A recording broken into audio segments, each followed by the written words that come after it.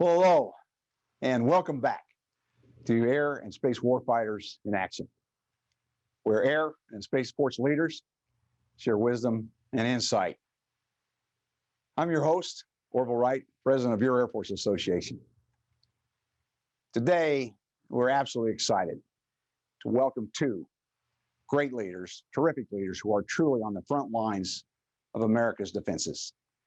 Lieutenant General Dave Krumm, the senior-most military officer in Alaska. As commander of the Alaskan region of the North American Aerospace Defense Command, General Krumm is also responsible for ensuring effective surveillance, monitoring, and defense of the region's airspace. And it's a vast space at the very top of the world. With General Krumm today is Chief Master Sergeant Kristopher Berg, and he is the senior enlisted leader of the Alaskan NORAD region, Alaskan Command, and the Command Chief Master Sergeant, 11th Air Force. Chris directly supports the missions of providing the Pacific and Northern Command combatant commanders and Pacific Air Forces commander with ready forces and infrastructure for homeland defense, decisive force protection and projection, and defense support to civil authorities. General Krumm and the Chief are a team in every way. Before we get to our speakers, though, I'd be remiss if we didn't thank our generous sponsors. Collins Aerospace, Elbit America, General Electric Aviation, General Dynamics, L3 Harris, Lockheed Martin, NextEra Energy, Oracle, the Pentagon Federal Credit Union, Pratt & Whitney, Raytheon, SAIC, and the Roosevelt Group. So again, General Krumm and Chief, thank you. And thank you to all of our sponsors today for helping us put this together and make it happen. So General Krumm, Chief, over to you. But before you say anything, special thanks to Lisa and Amy. Your spouses, we all know, are such important partners as AFA supports our families in every possible way.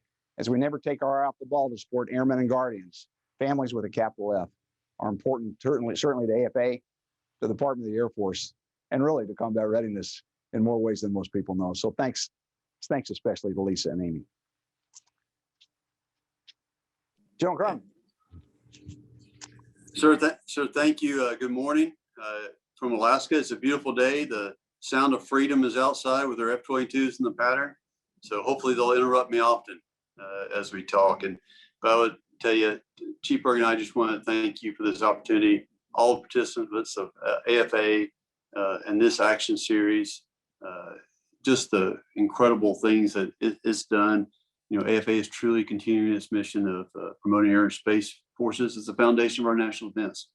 And you do that while advocating for our airmen, guardians, and their families. And they've done it in the midst of this pandemic, and they've continued to advocate. And it's incredibly impressive to see.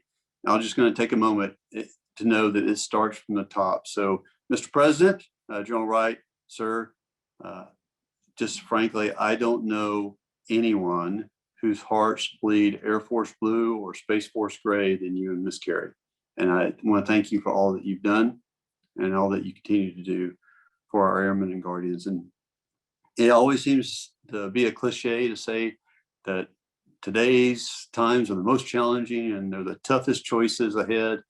But I think it's really true. I think AFA will continue to educate and advocate for us, make sure that our nation in the midst of these tough choices chooses the right path of capabilities and capacity. And to all the sponsors that have enabled this forum and all the participants, thank you very, very much. We are appreciative to be here. I'm probably going to spend a little bit of time today talking a lot about Arctic and how 11th Air Force weaves its way across Indo-PACOM as well as NORTHCOM. But I think it's important to start that we as a nation, we've acknowledged now that homeland defense is our number one priority. And it's our number one priority up here in Alaska and the Arctic. And I think we all know that the threats facing our nation are not hypothetical, theoretical, they're here. Our competitors' reach is global. and they are claiming their rights for their own self-interest all over the globe, and that includes up here in the Arctic. They're doing that in excess of the authority permitted under international law, and we just know that we're going to be a part of here in 11th Air Force of making sure that we stop that. And I think it's vital that we come together and talk about identifying capabilities and capacities that will improve our ability to detect, deter, and if necessary, defeat threats. You know, Chief and I will talk about the Arctic. We'll talk about some different innovations that we're focused on in accordance with Chief Brown's Accelerate, Change, or Lose. And again, we'll probably spend a little bit more time on the Arctic than you would have expected, because we recognize now is the Arctic's now an avenue of approach to the homeland. You know, we all grew up looking at that 2D map on the wall. And what you really have to look at the world is a globe. And when you look down, what you realize is the Arctic is the closest point of approach to our nation. And we've got to make sure that the domains up here, as well as the domains in the rest of Indo-Pacific, remain free and open for legitimate civilian, commercial, and of course, military purposes. And we've got to make sure that we're able to do that. And as the commander of the 11th Air Forces, my first job, it's the numbered Air Force responsible for organizing, training, and equipping all of our Air Forces here in the Indo-PACOM theater, with the exception of Korea and Japan, whose commanders you got to hear previously as well. Now, of course, I will tell you that 11th Air Force is the best numbered Air Force. I mean, you can see it in our title. We were so good, we had to have 2 number 1s. So I think that that's how we start off with going there. 5th generation power here in 11th Air Force. F-22s in Hawaii, F-22s up here in J-Bear, F-35s, 1 squadron already at Eielson, another squadron standing up as well. Here on J-Bear, command and control with our AWACS that not only provide early warning up here in Alaska, but also all over the globe. Our Air National Guard partners refueling up here in Alaska, down in Hawaii, and also down in Guam with our tanker task force down there. Anderson also is hosting bomber task force missions along with Eielson, where we regularly deploy our bomber fleet to show the world that we can put air power any place, anytime. And it's been amazing to watch how our Global Strike Command has interfaced with us in that regard. In addition to the F-22s, you know, Hawaii's also got the refueling and the C-17's mobility. C-17's up here at J-Bear, search and rescue assets, HH-60 and Guardian Angels up here in J-Bear. It is just a real TFI partnership with the Air National Guard up here. And then we also have our contingency response group in Guam, prepare to open airfields, repair airfields, get us in stage operations, a key point of agile combat employment that Chief Berg will talk a little bit later. But that's just the beginning of 11th Air Force. There's radar sites, there's staging areas, there's power projection areas all over, from the top of the globe through a substantial part of Indo-PACOM, you know, from up here in the Arctic down to Wake, Hawaii, Guam, Palau's coming into being for us as well. It is amazing. Now, but 11th Air Force is only one of the hats I wear. I'm also the Alaska commander and the commander of ANR, which General Wright told you a little bit, so I'll shorten that just a little bit. But up here in Alaska, we're responsible for defense of the homeland. We're responsible for the support to civil authorities. As you probably know, Alaska is known for its beauty, for its wildness, for its earthquakes, volcanoes. And so there's a lot of things that can happen up here that we partner with the state for what we call DISCA, the Defense Support to Civil Authorities. And we work with all of our joint services to do that. And ANR for NORAD, where we protect the homeland. And you've probably seen Russian military aircraft in and around Alaska has increased significantly. Matter of fact, the highest activity we've had since the fall of the Soviet Union occurred last year. So we intercepted more airplanes in and around the Alaska Air Defense Identification Zone than in a really, really long time. So those two things are to make sure that our homeland is secure and that we are postured correctly to defend it. And when we talk about those 3 hats that I wear, I think it's always good to go back to what's the situation that we have right now. And I'm going to tell you that the changing physical environment that we have up here in the Arctic and the increasing activities that we have they drive a need for us to have domain awareness, command control, and the ability to defend our homeland and have our forces up here. I'll spend some time talking about two countries in particular. You know, Russia continues to improve their military forces in the Arctic. They've been flexing their military security in the region. They obviously, we've seen the reports on their cyber capabilities and how they've offensively conducted those operations. We see them conducting new tests of air and sea launch missiles that can go a whole lot further and have much greater accuracy than their predecessors. When we look at the Arctic itself, around 50 Soviet-era installations are being revamped and utilized for Russian military forces. And they're using air, sea, and land-based forces to secure their locations up here in the Arctic. That should not be a surprise to anyone. It depends on which report you read, but about 25% of Russia's GDP comes from resources in the Arctic, and they are dead set on making sure that they secure that. And with the changing climate that we have up here, the retreating sea ice, what we're seeing is renewed interest in the transportation routes that go across the world. So, you know, I talked about it before. When you look at a map, you're used to thinking Alaska is pretty far away from Europe. That's not the case. And so the transportation routes that maritime vessels can use can significantly reduce time and reduce costs for shipping. And these approaches are safeguarded by Russia for the Northern Sea Route and then Canada for the Northwest Passage.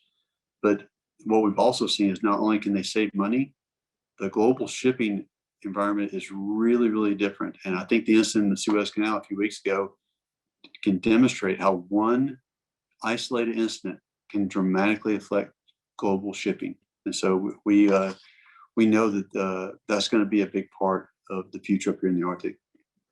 And when the things that we see from Russia, we're also seeing increased cooperation between Russia and China, not only up here in the Arctic, but also in various other places in the world. And you know, despite China's claims of being a near Arctic nation, which may confuse some of you who are actually, you know, have studied world geography, they really do see the region as important to its long-term economic and security. You know, they've invested huge sums of money in Arctic mining in Greenland for rare earth minerals. They've done increasing interest in the shipping along the Northern Sea Route. Scientific research activities. Over last summer, one of its research vessels, Icebreakers, the Zhuilong 2, was up here all summer conducting research in the Arctic area. And what we see is that those two countries and what they have been doing signifies that their interest in the Arctic. But that's not limited to here. And when you look at what China and Russia have done elsewhere in the world, I think that it's cause for a little bit of concern for us. And the forward presence that 11th Air Force provides, not only up here in the Arctic, but also in the Indo-Pacific theater with Guam, with Wake Island, with Hawaii, it's invaluable because what we've seen is aggressive actions from China in trying to coerce and bully their neighbors into accepting their view of the world. China has passed laws allowing the Coast Guard fleet to fire on other vessels in areas that they have illegally claimed as their own. Their fishing fleets have illegally entered the economic zones of other countries, and they've refused to leave.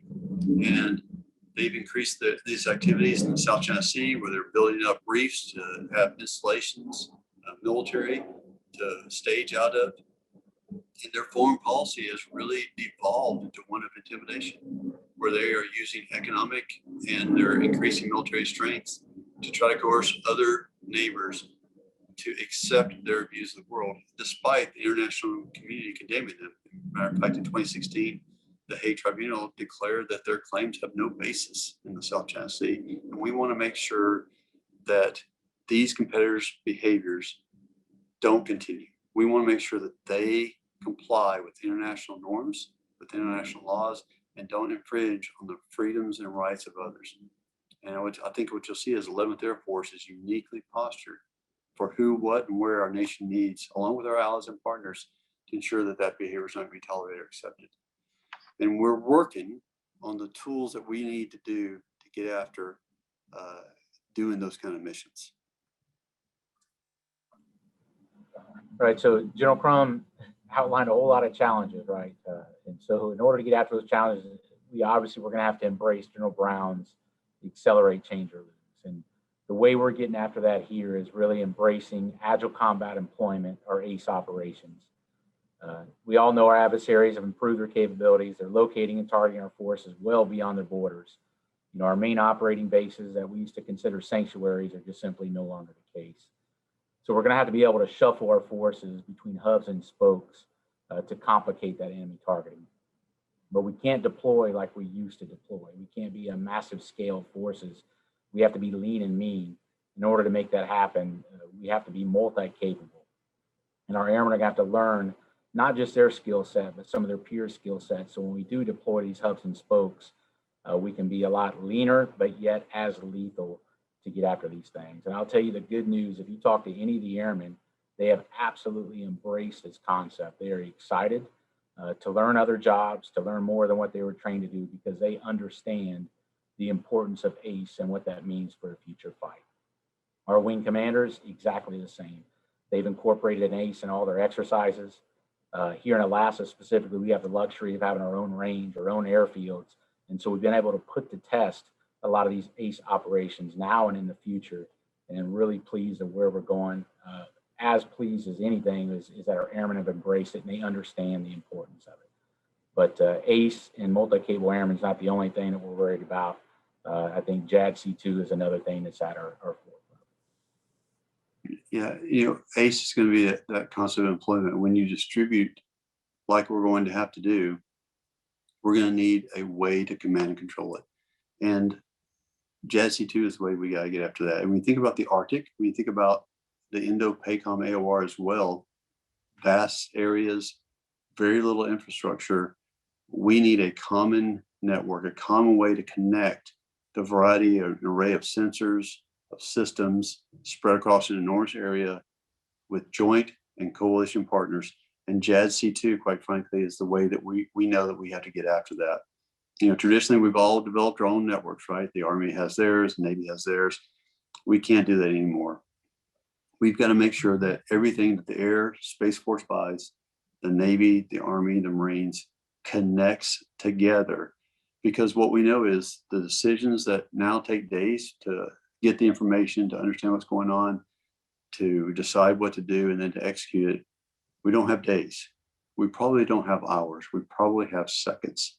And JADC2 is the way that we need to get after that. And here in 11th Air Force, one of the things that we're doing is looking for innovative ways to make that network connect. And, you know, we're looking at non-traditional ways to do that. How can we use civil and military infrastructure to be able to connect? We are now partnering with SpaceX. DoD has begun partnering with SpaceX to use Starlink. And for those of you who don't know, you've been living underneath a rock. Elon Musk's company, SpaceX, is putting up low Earth orbit constellation of satellites to provide internet access. And what we're looking at is how can we use that to connect the aspects of JADC2 so that we can start connecting those different places and different things all over the globe. We're not beholden to any one company. We're also working with OneWeb and others. In the end, I don't care how we connect. You know, when you pick up your iPhone or your tablet, and I know it's a cliche to say, hey, I can use Bluetooth, I can use Wi-Fi, I can use cellular. It doesn't matter. What we want to be able to do is connect, bring that information together, and use that information to make the best decisions we can. As a matter of fact, next week, we're going to be looking at some aspects of this with ACE. You know, 11th Air Force is going to host Exercise Northern Edge. It's a every other year exercise. We had about 4,000 participants this year, 50 units, over 200 aircraft from all of the joint services all over Alaska. We're going to be fighting from subsurface up to space and practicing our abilities in a very difficult electromagnetic spectrum. We're going to look at new technologies. We're going to look at new tactics and procedures on how do we incorporate those going forward. And these technologies are going to be the next way that we get after having a much better phase of national defense. So every one of these TTPs that the boss mentioned, or any mission set that we have, obviously it's resting on the backs and shoulders of our airmen and their families. What AFA knows that better than anyone for what y'all do for our airmen. But you need everyone to understand that that's the #1 priority of ours is the care and feeding of our airmen and our families. Without them, simply nothing happens. And whether that's the OT&E aspect of things, whether that's their mental health and resiliency, it's got to be better than it's ever been before. And that's what we continue to get after. Our commanders, all the way down at the unit level, I can assure you, have made a culture of dignity to respect. Diversity and inclusion is at the forefront of every priority they have, because without that, everything else is in jeopardy. And so just very pleased with every commander that we have within the 11th Air Force, of the priority they're making and the strides that we're taking into making sure that we're set the way we need to be to grow and develop exactly what our fight Yeah, needs. it probably wouldn't be a Zoom meeting if we didn't talk about the pandemic elephant in the room, and that's COVID.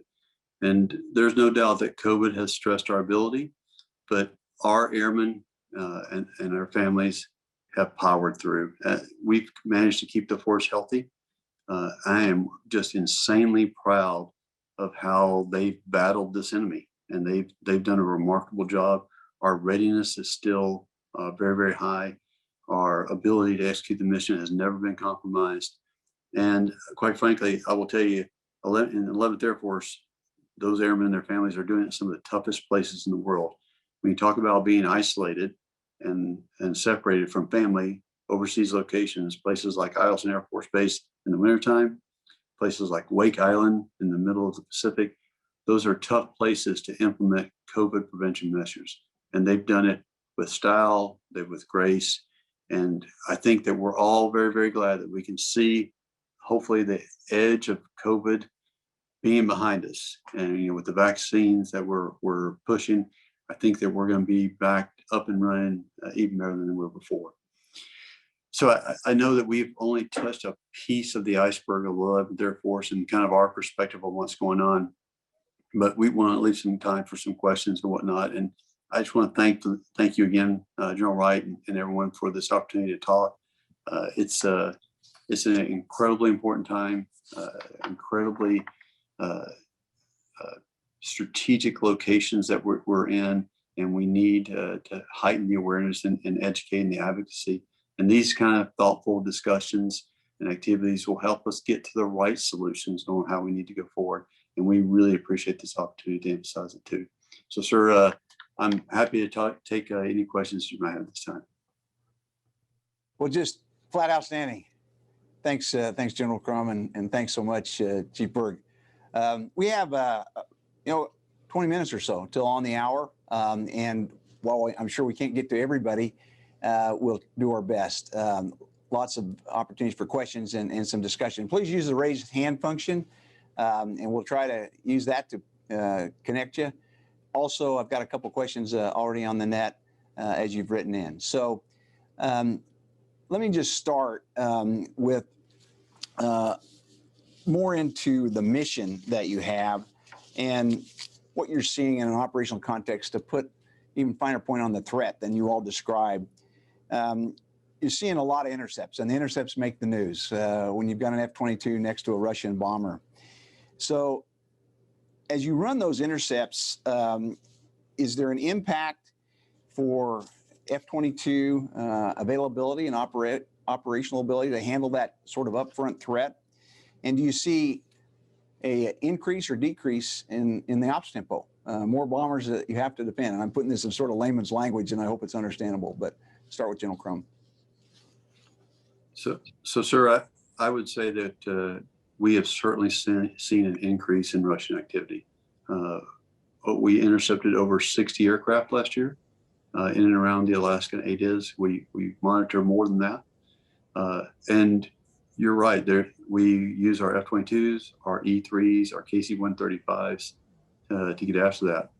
And while there is a strain on our units, I will tell you that they're managing it very, very effectively. The F-22 is the the best air dominance machine we've got air superiority wise. And it is employed masterfully by our airmen. And quite the other thing that I think is interesting, when you think about Alaska, so many people think about that small postage stamp with the lower 48 and you look at it. But when you look at Alaska, think about the kind of the tip of Juneau, Alaska, the capital, being in Jacksonville, Florida, and then all the way out to Erickson Air Force Base on the end of the Aleutian, went out to San Francisco, and all the way up to Canada for the main part of the state. And you can just understand how vast the geography is that our airmen have to cover.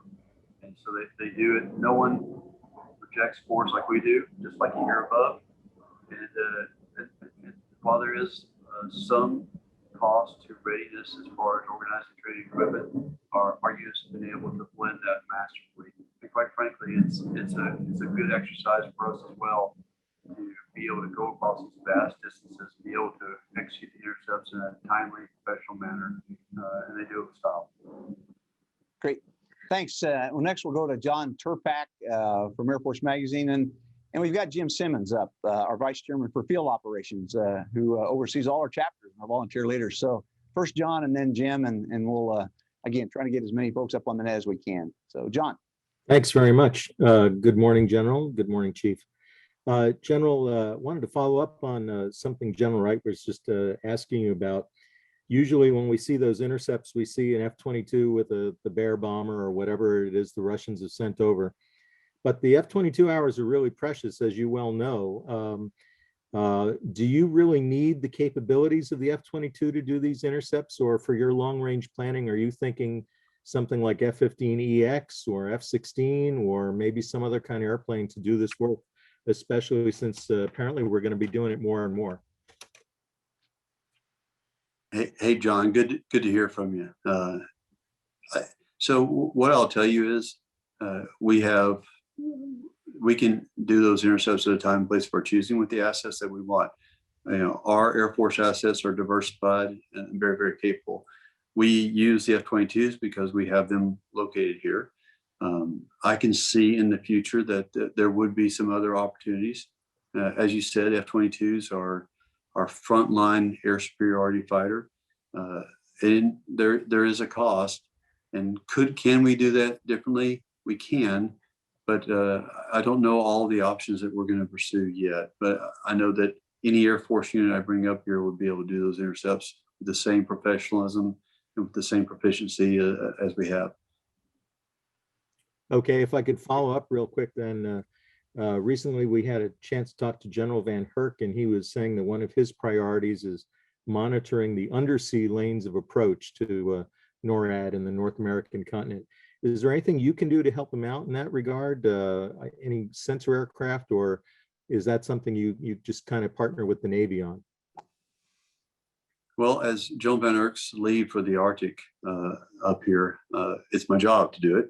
And we're working with all of the services. We're working with our Canadian allies in the NORAD sense to explore everything that we can do. And there is nothing that we don't want to know about. And so when we talk about multi-domain awareness, we're talking about, John, from under the sea all the way up into space. And that needs to extend wherever the avenue of approach to North America is. And we work pretty well with NAV North as they have the maritime assets. The Teddy Roosevelt is with us right now, about to do Northern Edge. And so we're constantly looking at what are the different assets that we can incorporate. I know that General Van Herk is focused on what can those assets be for the future. I think he's looking at new and innovative ways of doing that, and we're going to be working with he and his team on getting after that. Okay, thank you. Outstanding, thanks. And then Jim Simmons, and we have after Jim, Teresa Hitchens up, one of our media leads. So Jim, still on mute. We'd certainly like to give our Vice Chairman for Field Operations for the Air Force Association opportunity to engage with Chief Berg and General Krumm. Thanks, Orville. I didn't know you were going to call on me. Gosh, I apologize. I got to pass right now. If I think of something, I'll let you know. Fair enough?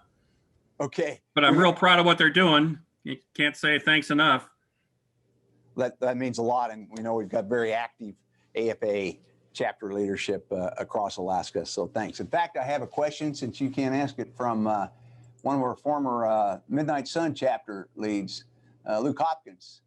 Luke, you can either come up voice, or I'll read the input. Thanks to AFA and our Alaska Command Forces for the session today. In Luke's job as past president of the AFA Midnight Sun chapter, how can Alaskans further help our Air Force with the implementation of the U.S. Air Force Arctic strategy?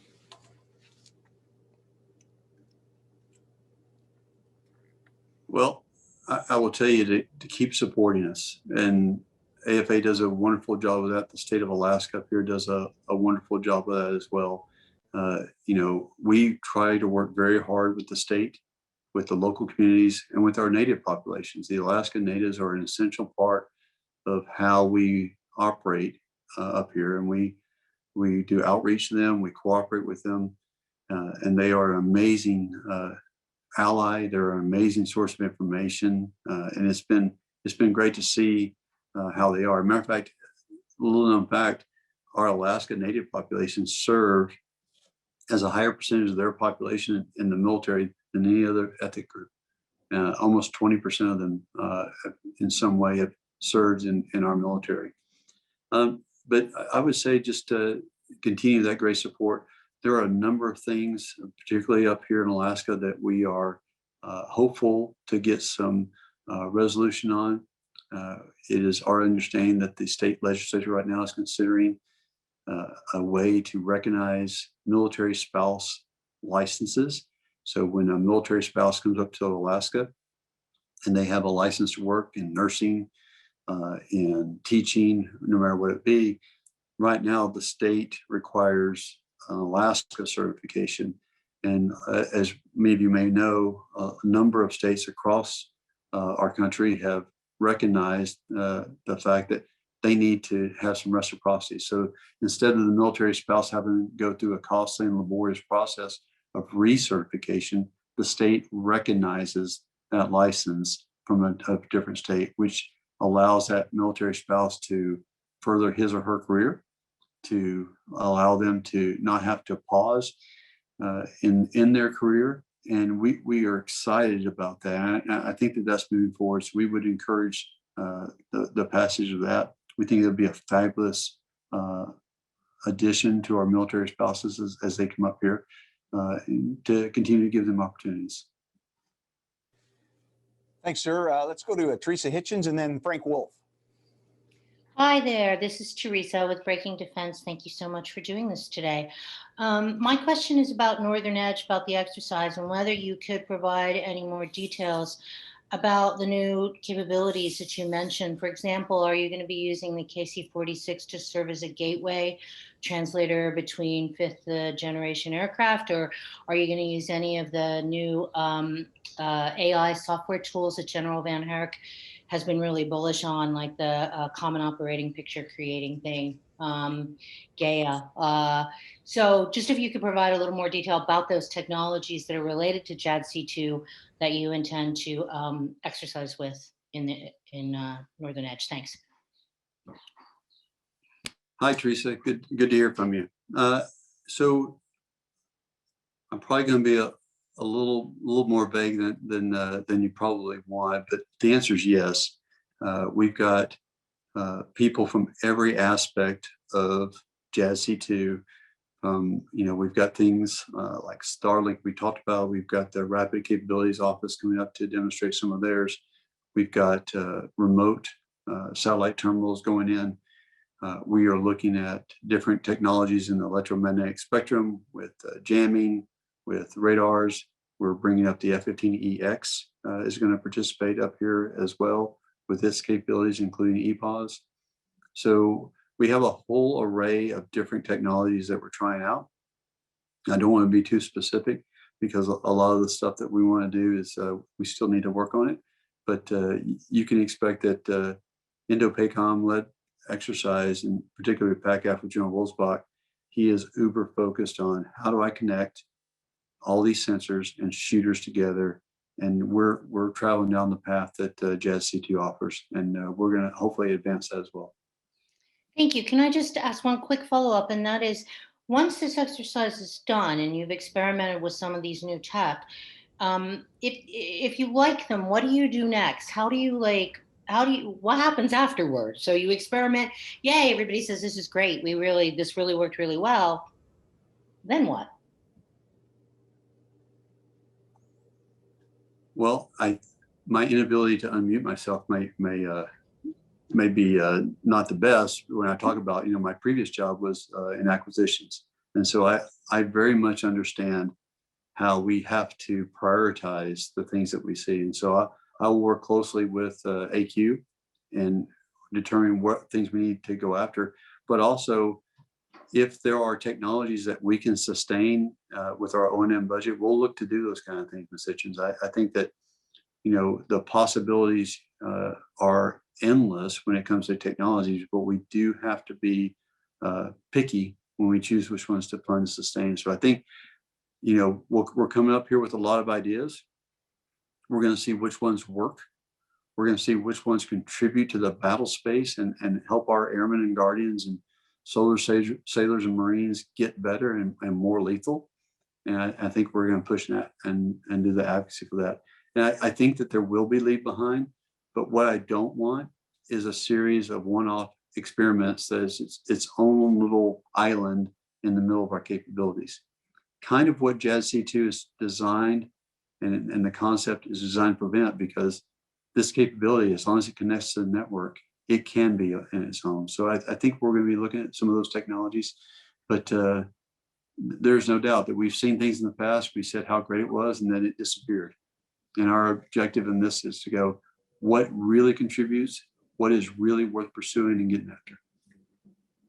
Thank you so much. Great. Let me just ask one question, Chief Berg, and then Frank Wolf after that. But Chief, could you elaborate a bit on your and General Krumm's approach to broadly defined diversity and inclusion? Lots of surveys out there, and really an in-depth look and getting direct feedback from airmen and guardians right now to our acting Secretary of the Air Force, Secretary Roth, as well as Command Chief Master Sergeants now of our Air Force and our Space Force and our CSO and our CSAF.